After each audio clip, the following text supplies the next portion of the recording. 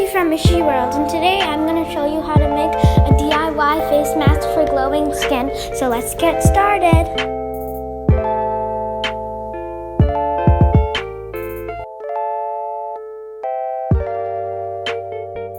All you need for this is chickpea flour, turmeric, milk, honey, vitamin E oil, rose water,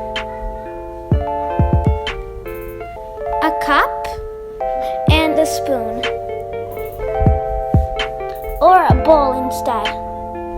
You just have to mix the three things inside of the bowl, and then you have to mix the other things, and you'll get your DIY face mask ready.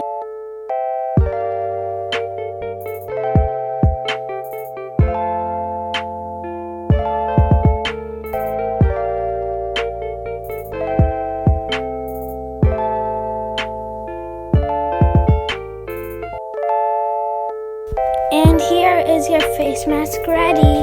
If you like this video, subscribe to my channel and give me a big thumbs up. Thank you for watching. Bye.